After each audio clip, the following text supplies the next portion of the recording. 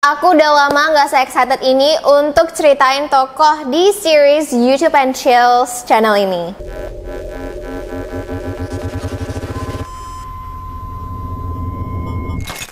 Hai sayang, welcome back to another episode of YouTube and Chills. Nama aku Yufi dan hari ini aku punya cerita tentang seorang perempuan yang sangat suka dengan ilmu sihir. Jadi apa sih yang dilakukan dengan ilmu sihirnya? Make sure to keep on watching karena cerita hari ini entertaining banget. Anyway, ini adalah cerita yang sudah cukup lama ya, di tahun 1950-an. Jadi kalau misalnya nggak begitu banyak foto tentang tokohnya, mohon maklumin. Without further ado, aku mau mulai ceritanya. Cerita ini dimulai di sebuah kota kecil yang bernama Macon di Georgia, Amerika. Tahun 1925, tepatnya pada tanggal 23 Agustus, seorang perempuan yang bernama Anjette Donovan lahir. Ayahnya bernama William dan ibunya bernama Jett Donovan. Dia memiliki dua abang dan ayahnya cukup tajir ya. Ayahnya punya perusahaan bahan baku dan di sekolah Anjette adalah murid yang B aja. Cuman dia tuh adalah tipe cewek yang cantik dan juga charming. Jadi si Anjette ini sejak kecil sudah terbiasa mendapatkan apapun yang dia mau. Di bulan Oktober tahun 1947 dia menikah dengan Ben Lyles. Ben sendiri memiliki bisnis restoran di mana ini adalah milik ibunya ya, Julia. Dan karena ayahnya sudah meninggal, ayahnya pun mewariskan usaha restoran ini kepada Ben dan juga ibunya. Gak lama setelah Anjette dan Ben menikah, mereka pindah ke sebuah apartemen di Jalan Poplar. Bukan populer ya, lebih kayak Poplar. Anyway, di apartemen itu Julia, yaitu mother-in-law-nya si Anjette juga tinggal di sana. Dan terus terang sih mereka nggak punya masalah ya. Mereka semuanya akur, dimana setiap hari Ben dan juga ibunya dan juga Anjette akan sama-sama kerja di restoran. Nah, 1 tahun setelah mereka menikah, Anjette melahirkan Marsha, anak pertama mereka. Entah bagaimana, nggak lama setelah Marsha lahir, Anjette sadar kalau ada sesuatu yang berubah dari suaminya. Tiba-tiba suaminya jadi suka minum dan ternyata dia baru sadar kalau Ben itu adalah seorang alkoholik. Meskipun Anjette sudah tahu red flagnya, tapi karena Anjette merasa aku udah nikah sama dia, ya udahlah aku terima dia apa adanya aja. Fast forward di bulan Mei tahun 1951, anak kedua mereka lahir. Anak mereka dinamakan Carla. Baru 1 bulan Carla lahir, Ben kecelakaan mobil. Akhirnya dia nggak bisa kerja di restoran dan lama-lama bisnis restorannya itu makin memburuk ya. Profitnya menurun, customernya berkurang, sehingga Ben pun memutuskan untuk menjual restoran tersebut. By the way, restorannya bernama Lyles Restaurant, itu adalah nama keluarga Ben. Nah, pada saat si Ben menjual restoran itu, dia jual cuma 2.000 US dollar aja. Kalau misalnya kita kalikan untuk kurs hari ini, cuma 30 juta aja. Mungkin di tahun 1951 itu nilainya udah tinggi banget ya. Yang jelas menurut Anjette itu adalah harga yang murah banget. Dia juga marah kepada suaminya karena suaminya itu menjual restoran tanpa ngomong ke dia gitu loh. Memang bukan punya dia, tapi kan kalau misalnya mereka udah suami istri, kenapa Ben-nya nggak ngomong dulu ke istrinya? Nah, ini membuat Anjette marah sekali kepada Ben, tapi karena dia tidak bisa melakukan apa-apa, akhirnya dia memutuskan untuk meracuni suaminya. Si Anjette pergi ke toko kimia dan dia membeli arsenik. Nah, kalau kamu nggak tahu, arsenik itu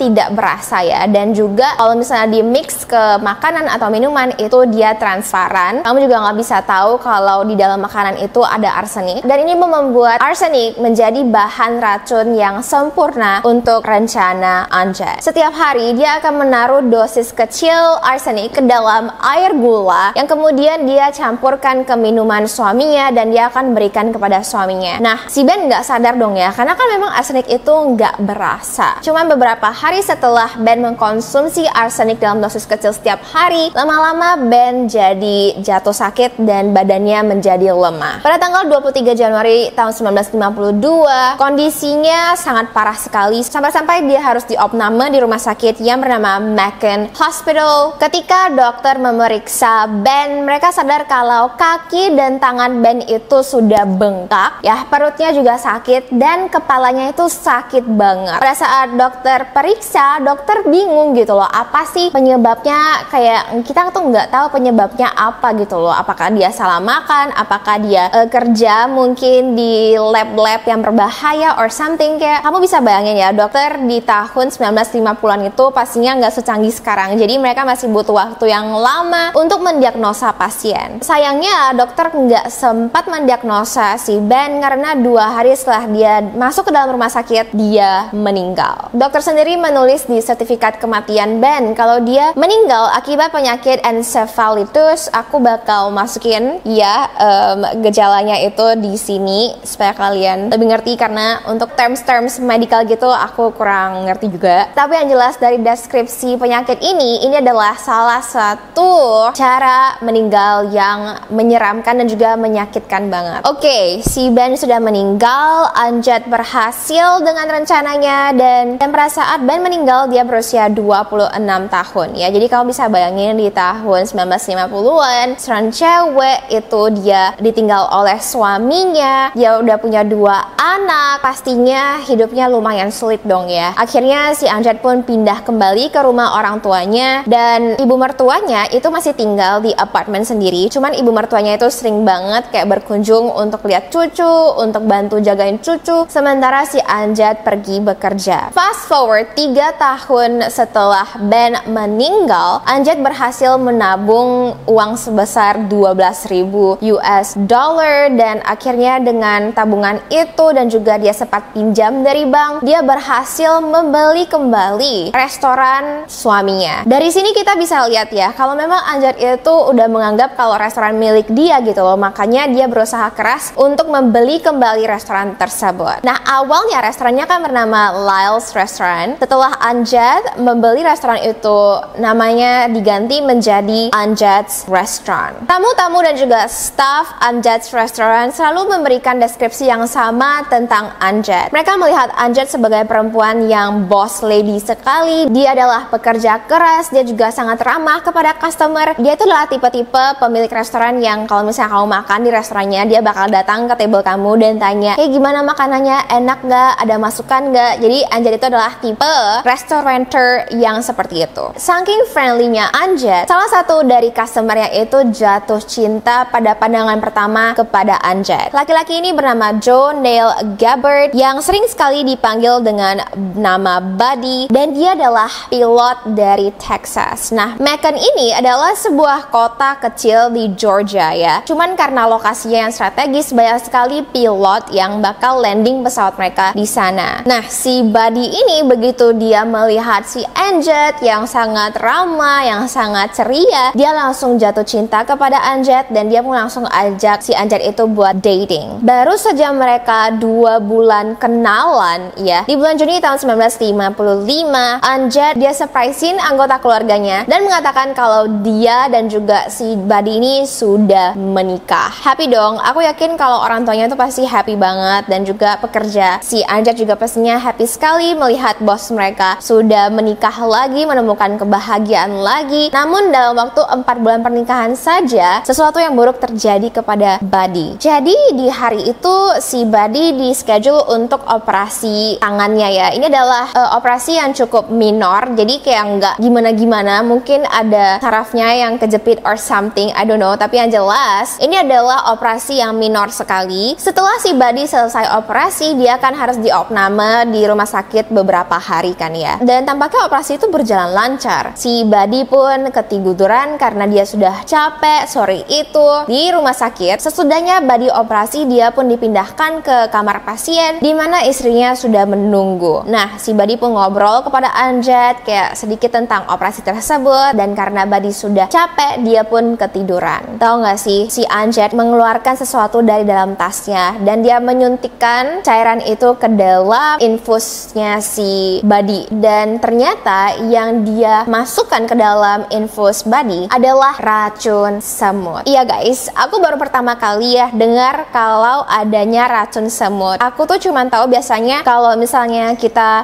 annoyed sama semut itu kan paling pakai kapur barus gitu aja kan, kayak di gambar gitu. Cuman ternyata ada gitu loh yang namanya tuh racun semut. Dan si Buddy ya, bayangin dia udah capek dioperasi, tiba-tiba dia terbangun karena sekujur tubuhnya itu gatal-gatal. Keesokan paginya dokter datang untuk mengecek kondisi si Buddy dan terkejut banget karena dokter itu melihat di tempat tidur Buddy itu sudah penuh dengan darah karena Buddy nggak tahan, dia asik garuk-garuk tubuhnya terus. So I cannot imagine the horror. Tapi yang jelas saking gatalnya sekujur tubuh Buddy, dia sampai memohon kepada suster untuk mengikat tangannya ke tempat tidur supaya dia bisa berhenti menggaruk tubuhnya gitu loh. Aku sendiri aja yang ngomongin aja aku udah mulai gatel ya. Oke, nggak bisa bayangin betapa sengsaranya si Buddy. Tapi yang jelas ini berlangsung selama berhari-hari sampai hari ke-10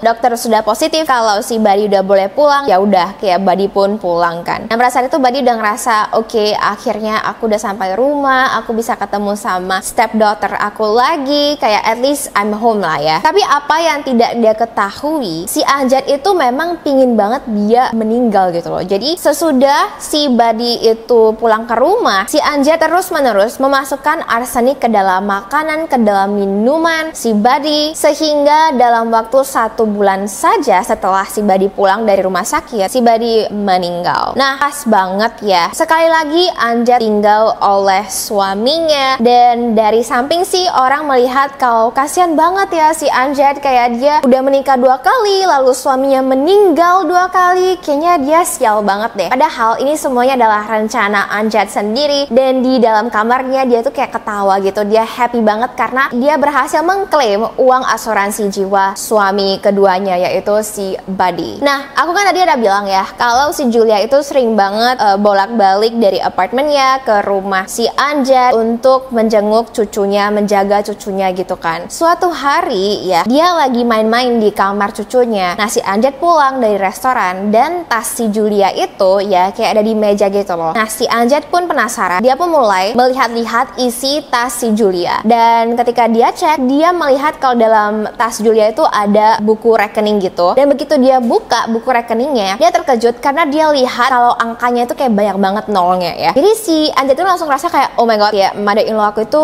tajir sekali, aku nggak tahu kalau dia tuh punya banyak sekali uang gitu kan. Nah si Amjad pun langsung memikirkan rencana jahat untuk mother-in-law-nya. Beberapa hari setelah dia menemukan buku rekening Julia, si Amjad bilang kepada Julia, hey you know, kayak kamu kan udah nggak muda lagi ya, kamu nggak mau tulis surat wasiat untuk cucu-cucu kamu gitu kan. Nah si Julia ya pastinya dia ngerasa nggak nyaman dong ya, kayak daughter-in-law-nya ngomong kayak gitu. Dia pun langsung bilang kalau enggak deh, tenang aja, kayak kamu tuh nggak usah campur urusan keuangan aku gitu. Ini adalah ending yang mungkin kalian sudah bisa prediksi ya, karena 18 bulan setelah Buddy meninggal, si Julia itu masuk juga ke rumah sakit. Kali ini dia masuk ke rumah sakit yang bernama Parkview Hospital, dimana sama juga seperti Buddy dan juga anaknya yang meninggal, dia itu kaki dan tangannya bengkak, perutnya sakit, kepalanya sakit sekali, dia nggak tahu kenapa gitu loh. Padahal diam-diam si Amjad udah memasukkan arsenik ke dalam minumannya dan juga makanannya. Dan pastinya siapa dong ya yang akan terus menjenguk si Julia kalau bukan si Amjad? Kayaknya mereka itu udah sulit gitu loh, kayak keadaannya tuh udah sulit banget. Si Julia udah nggak punya siapa-siapa, cuman punya daughter-in-law-nya, dan daughter-in-law-nya lah yang meracunin dia. Jadi kayak catch-22 banget. Dan dari luar ya beneran orang itu nggak sadar kalau Amjad adalah orang jahatnya gitu loh. Malah mereka kasihan kepada si Amjad dan mereka malah memuji Amjad karena tampaknya dia tuh baik banget ya. Padahal mother-in-law-nya kan udah bukan mother-in-law lagi technically, tapi dia masih baik banget, dia masih bayarin uang rumah sakit Julia, dia masih sering sekali pergi jenguk mother-in-law-nya, baik banget gitu ya. Dan pastinya sebagai seorang pemilik restoran, Amjad itu sibuk dong, dia sibuk manage restorannya, dia sibuk jagain anaknya. Kali ini dia mesti jenguk Julia lagi di rumah sakit. Namun tetap saja si Julia itu punya prioritas. Jadi selain menghandle dan memanage itu semua, dia selalu mastiin kalau dia punya waktu untuk mengunjungi teman peramalnya. Jadi si Amjad ini ya, dia sangat percaya banget dengan kartu tarot, dia percaya banget tentang ilmu sihir, dia juga percaya sekali tentang voodoo ya. Voodoo itu adalah, kamu tahu lah ya, kayak ilmu sihir versi Afrika dimana orang itu biasa bisa disantet gitu. Anyway, ketika si Amjad sedang tidak bekerja ataupun menjaga anaknya, dia akan akan menyuruh pembantu di rumahnya itu untuk ikut ritual sihir dia. Jadi di rumahnya itu ada barang-barang yang berbau sihir. Jadi kayak ada boneka voodoo, ada lilin, ada buku sihir, ada patung-patung gitu, dimana dia akan secara rutin melakukan ritual. Staf restoran Anjat juga mengatakan kalau mereka sering sekali melihat Anjat menghidupkan lilin di dapur restoran, dan si Anjat itu bakal komat-kamit gitu sambil ngeliatin api dari lilin tersebut. Nah, nggak lama setelah si Julia masuk ke dalam rumah sakit, pada tanggal 29 September 1957, Julia meninggal. Parahnya, baru saja Julia meninggal, 1 bulan setelahnya, anak pertama si Anjat, si Marcia, itu langsung jatuh sakit. Pada saat itu Marcia baru berusia 9 tahun dan dia mulai sakit perut, dan dia juga mulai